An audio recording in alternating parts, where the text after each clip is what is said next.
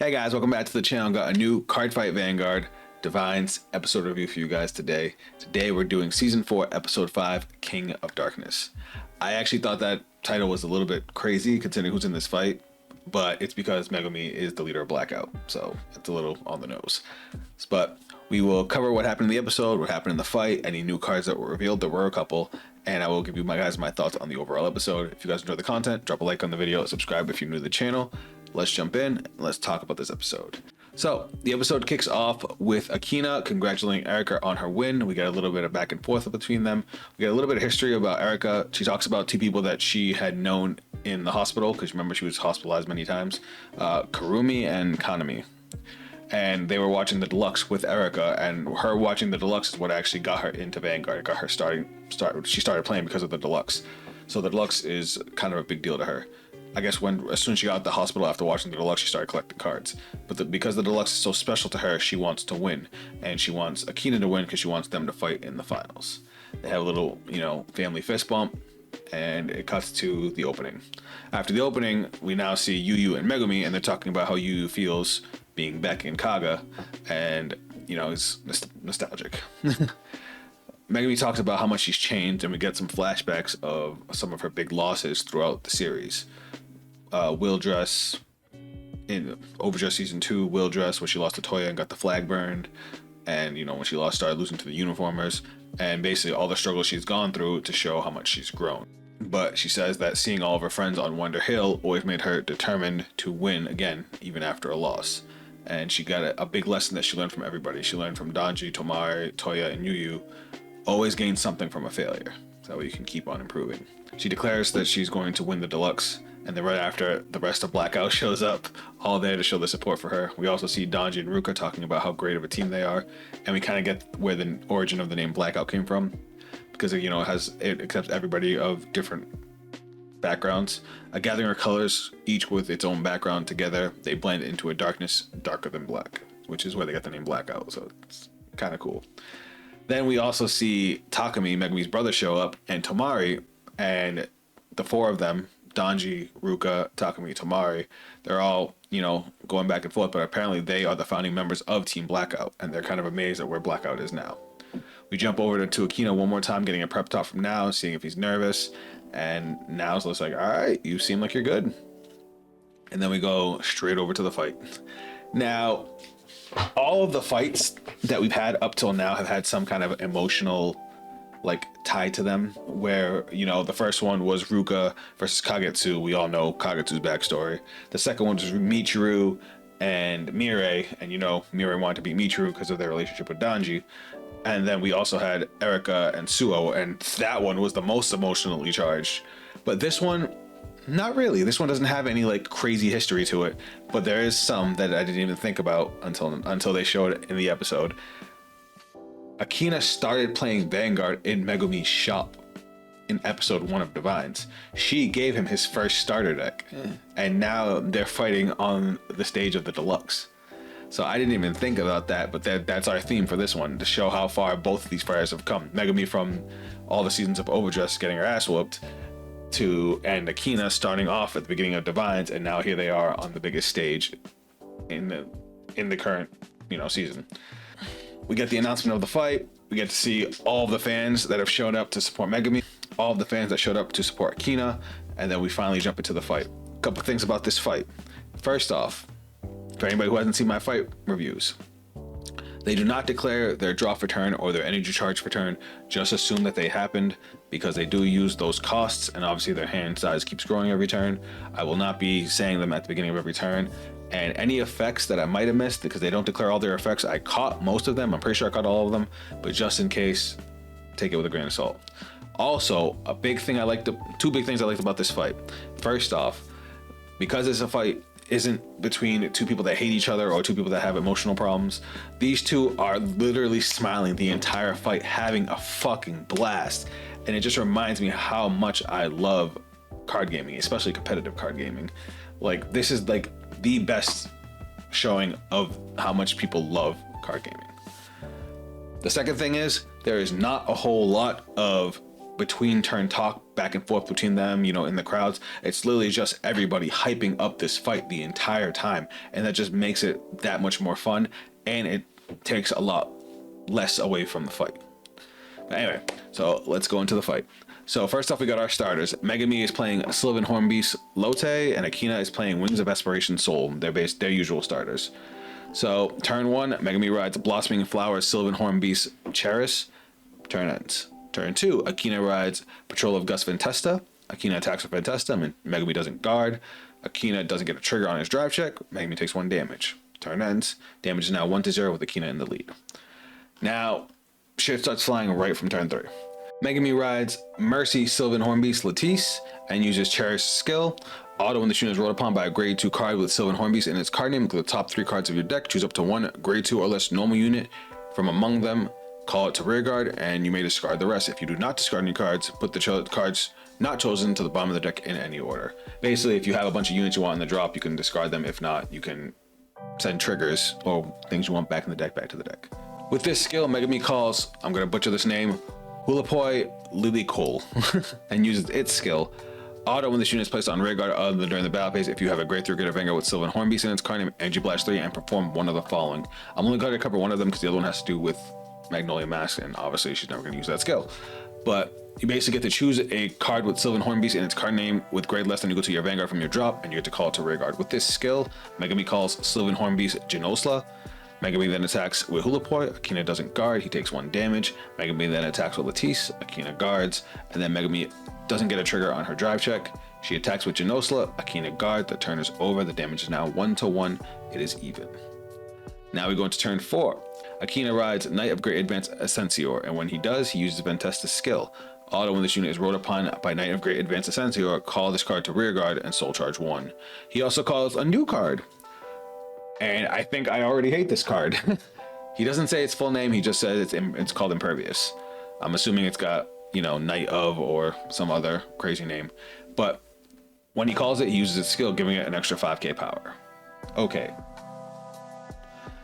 Akina attacks with Ascensior. Megami doesn't guard. Akina doesn't get a trigger on his drive check. Megami takes 1 damage. Akina then attacks with Impervious. Megami uses Hulapoi's defensive skill. Auto when your unit with Sylvan Hornbeast and its card name is attacked, retire this unit. Choose one of your units being attacked, and it gets 10,000 power till end of that battle. So obviously Akina doesn't hit. Turn to ends. The damage is now 2-1 with Akina in the lead. And boy, as soon as that turn ends, Megami turns up. She gets her whole green aura and she goes crazy. And even Akina freaks out when she powers up. But we go into turn 5, and this is where, as Megami says, this is where fists start flying. This is where the fisticuffs start. Turn 5, Megami rides Sylvan Hornbeast Emperor Magnolia Patriarch. She doesn't announce it, but she does use Latisse's skill here. So this is one of those times where they have a few skills they don't announce, but watching the animation, you actually see that Megami starts off the turn with 3 cards in soul, 0, 1, and 2, and she blows through her entire soul in the first 3 moves. So I'm pretty sure I got it all. But for anybody that doesn't know what Latisse does, auto when this unit is rolled upon by a grade 3 card Magnolian's card name, Soul Blast 1, choose a grade 3 or greater card from your drop or normal order from your drop and put it into your hand. She then uses Magnolia Elder's skill. Auto when this unit is placed on Vanguard, choose up to 1 card with Sylvan Hornbeast in its card name from your drop, call it to rear guard. This is where we get to see a new card from Magnolia. I'm assuming this is a Sylvan Hornbeast, but she calls Cat Hair Chile. I hope I said that right. But she uses its skill, which again, because of the Soul Blast cost, I'm able to tell that auto when this unit is placed on rear guard, Soul Blast 1, look at the top 7 cards of your deck, up to 1 grade 3 card with Magnolia in its card name to your hand. It's probably grade 3 or greater. I just gave it the Cliff Notes version because we don't have the official translation yet. But she ends up adding Magnolia, a copy of Magnolia Patriarch to her hand. Megami then plays the order card in Dim Darkness, the Frozen Resentment, using its ability, which is you play it with a Soul Blast 1, you look at the top 3 cards of your deck, choose a card from among them, discard it, shuffle your deck, and then choose a card from your drop with grade less than equal to your Vanguard and call it to rear guard. At this point, Megami has no soul, so those were her 3 Soul Blasts. But off of this skill, Megami calls back Hulapoi, uses its skill again, Energy Blast 3, a call from the drop, and she calls Sylvan Hornbeast Alpine. And then she uses Magnolia's skill. Magnolia's main skill is act Vanguard Circle once per turn, counterblast 1, choose up to the same number of your rear guards as the grade of your opponent's Vanguard, and they get continuous rear guard. This unit can attack from the back row until the end of turn. which she has 2 grade 2s in the back row now. Megami attacks with Magnolia Patriarch. Akina intercepts with Impervious, and this is where we get to see Impervious's skill. When it's placed on the Guardian Circle, it gets 10,000 shield. From what he does in the episode, I'm assuming it's only when this card intercepts that it gets 10,000 shield, which makes me hate this card. Anybody who's been to any of my Cardfight Vanguard streams, you know if a card has this skill where it has to intercept to gain shield, it is ass. The cards that gain shield when they're guarded with are okay, especially if they have another skill to help with offense, but a purely defensive card will never win games. This is why I don't like a lot of Alden's newer support. But if this card only gains the 10k shield when it intercepts, that sucks. I do like that you can get the 10k shield when you're on grade 2, but if it's only intercepting, that bothers the shit out of me. Regardless, Megami gets a draw trigger on her twin drive, and she gives 10k power to Genosla, which is really good, and she gets to draw the extra card. Megami attacks with Hulapoi, Akina guards. Megami attacks with Genosla, uses Genosla's skill. Auto, when this unit attacks, Counterblast 1, choose one of your other rear guards and it gets this unit's power until end of turn. I think this unit at this point is at 20,000. And she gives the power to Cat Hair Chile. Akina ends up guarding Genosla. Megami then attacks with Alpine. She doesn't declare it, but she, again, this is another skill that she uses without declaring it. I know this because not only is this rearguard circle empty going into her following turn, but she countercharges 1. Because at this point, she already used 2 counterblasts. At the end of turn, she has, 1 face up. Auto rearguard, when this unit attacks a Vanguard, if you have a Vanguard Magnolia in its card name, this unit gets 5,000 power until the end of that battle for every 2 of your grade 2 or greater units. If this unit gained 10,000 or more by this effect, at the end of the battle, bind this unit and countercharge and soul charge 1. So Akina guards the attack and Alpine gets bound. Megami then attacks with the powered up Cat Hair. Akina doesn't guard, Akina takes 1 damage. The turn ends, the damage is now 2-2 even, but Akina is already down to 2 cards in hand. He wanted to keep his damage as low as possible, which makes sense if you're banking on damage triggers, which is like the best way to shut down Magnolia. But he's down to 2 cards in hand and he goes into his turn. But going into turn 6, Akina rides Faded One of Miracles, Raziel, and he uses Ascensio's skill. When this unit is rode upon by a grade 3 card with Raziel in its card name, choose up to 1 grade 2 or less card from your drop, call it to rearguard. With this skill, Akina calls Mythics, I hope I said that right. It's either Mythics or Mythish. Mythish of Miracles, Rifestor, the card he got from Kagetsu, and he uses Rifestor's skill right away. Auto, when this unit is placed on rearguard, counterblast 1 of the top 7 cards of your deck, choose up to 1 grade 3 or greater card with Raziel in its card name from among them, reveal it and put it into your hand and shuffle your deck. If you do not reveal a card, countercharge 1. But off of this skill, Akina adds a copy of Raziel Beta, which is, basically one of his win cons. Akina then calls another copy of Impervious. So we get to see a lot of this grade 2 in this episode, even though I don't think it's really good, but they want to promote, his new cards. Akina attacks with Rifestor, Megami guards, Akina attacks with Raziel, and uses its skill. Auto Vanguard, when this unit attacks, counterblast 1, choose up to 2 cards with different grades and a total grade less than or equal to the number of cards in your damage zone and call them to rearguard. So remember, he's at 2 damage, so he can call either a 1 and a 0 or a 2 and a 0, basically.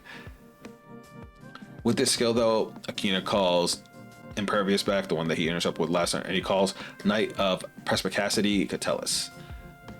We end up finding out that Impervious' skill has a little more to it. It's when it's called, it gains 5k, but if it's called by the skill of Raziel, it gets 10k instead of 5k. He also uses Catullus' skill, auto, when this unit is placed on rearguard. If you have a grade 3 or greater Vanguard with Raziel in its card name, choose one of your units, it gets 5,000 power until end of turn. If this unit is placed by your Vanguard's ability, it gets 10,000 instead of 5,000. So he ends up giving the 10,000 to Raziel. Megami decides she wants to guard this, so she uses Hulapoi's defensive skill, giving her Vanguard 10k. Then she guards with 2 cards. Akina gets a critical trigger on his twin drive, and he gives both effects to the already powered up Impervious. Akina then attacks with the unpowered up Impervious, which was only a 15k with no booster. Megami doesn't guard, she takes 1 damage. Akina then attacks with the powered up Impervious, boosted by Catullus, so this I think was 36 for 2. And Megami dumps a bunch of cards to guard this. The turn ends, the damage is 3-2, Akina's back in the lead. But now, again, Megami goes crazy. Turn 7, Megami Persona rides Magnolia Patriarch and uses skill. With this skill, Megami calls a Sylvan Hornbeast Ragika from the drop. This is basically a grade 3 that just pumps itself up a little bit. From her hand, she calls 2 copies of Sylvan Hornbeast Voldiar. Megami then activates Magnolia's skill. Since her opponent's now at grade 3, her entire back row can attack from the back row. Megami then uses Cat Hair Chile's second skill. Basically, the power boost of Persona Ride is applied to the back row as well as the front row. So now her entire back row gets plus 10,000 power. She doesn't announce it, but it's continuous. She also uses Magnolia's third skill. Continuous Vanguard. If your opponent's Vanguard is at grade 3 or greater, all of your Vanguards can intercept from the back row and get 5,000 power. And then if you Persona Roll this turn, this unit gets drive +1 until end of turn. But this effect is active on your opponent's turn too, so even on the opponent's turn too, they can intercept, and they all have plus 5k on them.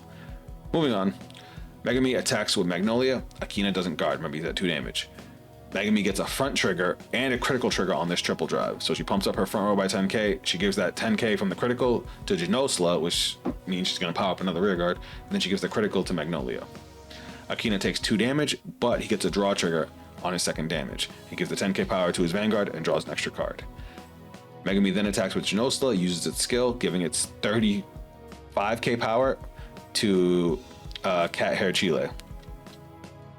Akina intercepts with the Impervious. So remember, he was already at 23 from the damage trigger. Because of Impervious's defensive skill, he now gained 10,000 shield. So now he's guarding 38. I guess the good thing about this card is he's not playing against a retire deck. This is one of those cards where it's good if you're not playing, if this game had siding. Let's be real. He knew what the matchup he was going into. He prepared for it. He added more defensive cards. So Impervious is good in this matchup, but against a retired deck, this card would be dead in the water. Regardless, he intercepts, gets the 10k shield, blocks the attack. Megami then attacks with Ragika, which it gets powered up by its own skill, which is auto back row rear guard. When this unit attacks, if you have a grade 3 or greater Vanguard Magnolia in its card name, this unit gets 10,000 power until the end of that battle. So it's a grade 3, so it's already 13. 10k from Persona Ride, 10k from itself, 5k from Magnolia, so 38 is a pretty hefty number. Akina is able to intercept with his other Impervious and Catellis. So Catellis has a skill where continuous back row rear guard, if you have a grade 3 or greater Vanguard with Rosale in its card name, this unit gets intercept and can intercept from the back row. So that's 38, 43. So he easily guard with just the intercepts on his board. Megami then attacks with Voldiar. Akina doesn't guard, takes 1 damage. She then attacks with her second Voldiar. Akina guards. And then lastly, she attacks Akina with Cat Hair Chile. Akina drops a perfect guard, leaving him with 2 cards in hand once again. Megami then uses the skills of both her Voldiars, which is auto rear guard at the end of the turn. If you have a grade 3 or greater Vanguard with Magnolia in its card name, and your unit attacked in the back row this turn, put this unit into the soul, draw a card. So she puts both of them into the soul, draws 2 more cards. The turn ends. The damage is now 3-5 with Megami in the lead. This was really cool, really wholesome. We got to see everybody cheering for Megami, everybody cheering for Akina, everybody gets hyped up. Again, they're both smiling, just having an absolute blast in this fight. But now we go into turn 8, and spoiler alert, final turn. Akina Persona rides Fated King of Miracles, Raziel Vita. So for anybody that doesn't know, I know I have some viewers from different card games. So if you're still learning the basics of Vanguard, the reason he's able to do this with Raziel Vita is because Raziel Vita has a continuous skill. Vanguard, this unit is also regarded as Fated One of Miracles Raziel. So when he rides it over, it still counts as a Persona ride. And then during your turn, it gets 5k for every copy of Fated One of Miracles Raziel in the soul and all of their divine skills. That matters. But moving on. From hand, Akina calls Knight of Gentle Beauty Nobia and uses its skill. When this unit is placed on rear guard, if you have a grade 3 or greater Vanguard Raziel in its card name, counterblast 1, look at the top 3 cards of your deck. Choose up to 1 grade 3 or less card from among them, call it to rear guard, and put the rest on the bottom of your deck in any order. If it is your battle phase, reveal it and put it into your hand instead of calling it. With this skill, Akina calls Knight of Strict Spears Severus. I always butcher that guy's name, but I hope that's close enough how to pronounce it. And then from hand, he also calls Knight of Bowstreaks Nobiris. Akina then uses Raziel's divine skill. So remember, Vita gets the Raziel and the Soul's divine skill. Act Vanguard Soul Blast 1. Return all critical triggers from your drop to the deck and shuffle it. And this unit gets +1 drive until end of turn. Until the end of this fight, you cannot ride units without Raziel in their card name, and you get, when your damage check reveals a trigger unit other than a heal, if you're damaged on this 5 or more cards, choose a card from your damage zone and heal it, and then you lose this ability for the rest of the game. It's a lot. Basically, he has triple drive this turn. He sent all his critical triggers from drop back to deck, and if his 6 damage is a trigger that's not a heal, he gets to heal. Akina then attacks with Nobiris. Megami doesn't guard. Megami takes 1 damage. Again, this is another skill they don't announce that Akina uses, which is Nobiris' skill, which is an amazing skill, which is, of course, he's going to use it. Also, you see a view up top, and you see that he's got an empty rearguard circle there, which is auto rearguard. At the end of the battle, this unit attacked. If you have a great rearguard of Vanguard with Rizal in its card name, Energy Blast 3, put this unit into Soul, draw a card, then look at the top card of your deck, put it to the top or bottom of your deck. Akina then attacks with Nobia. Megami guards. Akina attacks with Rizal, and he does take a moment to reflect, seeing that he needs to deal 2 damage to her, and he's like, all right, bet. So this is what I'm gonna do.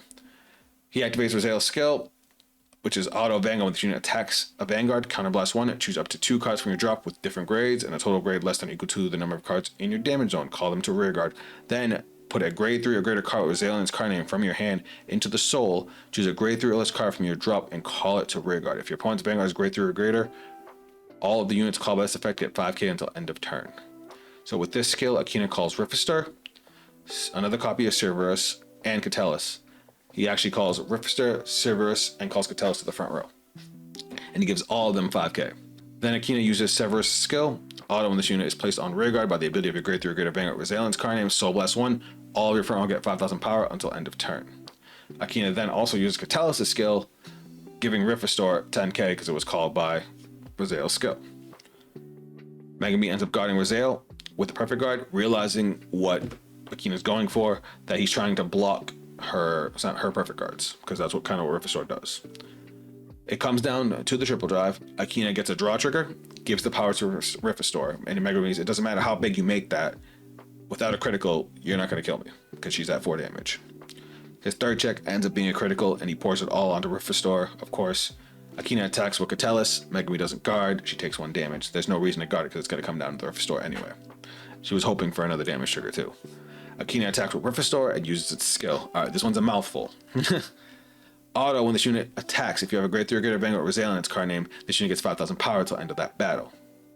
Then, if this unit was placed on rearguard by the ability of your grade 3 or greater Vanguard Rizal in its card name, and your damage zone has 4 or more cards, this unit gets 10,000 power instead of 5,000. So, swings, it would have gained 5,000. It was called by Rizal. He's at 5 damage. He gets another 5,000. If this card gets 10,000 and it is the 5th battle of this turn, your opponent cannot call Sentinels from hand to Guardian Circle to the end of that battle. So basically, she has to shield this, guard this attack.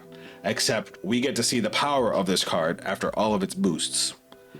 This boy is 83 for 2. 83 for 2. That is a massive attack.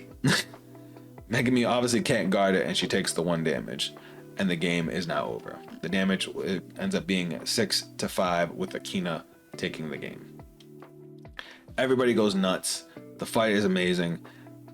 People are cheering on Akina. It switches over to Megami, and she was like, you know what? That was a fantastic fight. And then you hear all of Blackout telling her how cool she was.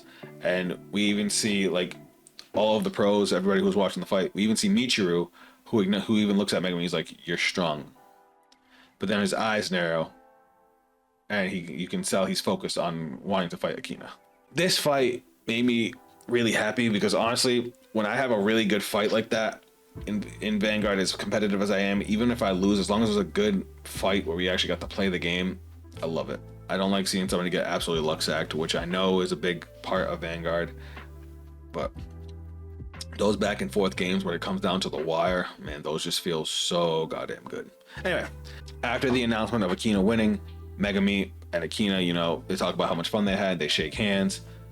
We go over to the hallway. Megami's leaving. She runs into Danji, and she talks to Danji about how great the fight was and how much fun she had. And Danji's like, you know what? That's what's important. And then Danji says, you know what? Let's go take a ride on the merry-go-round, which is basically like code for them, like, let's go have a fight at Wonder Hill. And he's like, this time I'll be the challenger. Now, this is a big deal for her because back in Overdress, her whole goal was catching up to Danji. All she wanted was to face him. She not only saw him as a big brother, but also as a rival. So the fact that he's now challenging her is a huge deal.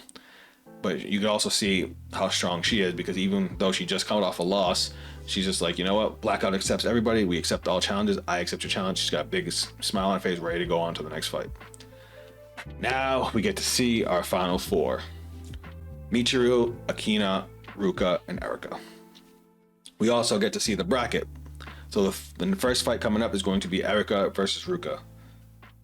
A buddy of mine already has a nice theory about what's going to happen with the next two fights, and I'm inclined to agree with him, where Erika is going to beat Ruka, and the second fight is going to be Akina versus Michiru, which Akina, again, protagonist, we think he's going to beat Michiru, and it's going to be Erika versus Akina for the final fight. Makes sense, honestly. But Michiru hits Akina with a crazy line. He's just like, will the miracle descend, or will my four flames burn brightly? The future will be there. Which is where the episode ends. I did take a look at next week's episode. It's a little bit of a filler episode because we're not getting the tournament fights. It's called Gathering of Destinies. So it's actually the Destined ones, and apparently it's going to be Equilibre versus Luciafale. So we'll see new support for both of those decks, which is cool because especially Luciafale, I think, needs some love. Anyway, guys, this episode, I think my favorite thing about this episode was that it had such a focus on the card fight and not so much about the outside stuff, which I don't mind the outside stuff. Like, you know, the anime has a decent story, but this one was just about how much fun they were having while playing this game. And honestly, with my locals today, I'm hyped to go play. Let me know what you guys thought of the episode. Let me know how you guys are feeling about the season so far. We've had some fantastic card fights, and I can't wait to see the last three because we have the two semifinals and the finals. If you guys want to check me out on social media, the links are down below.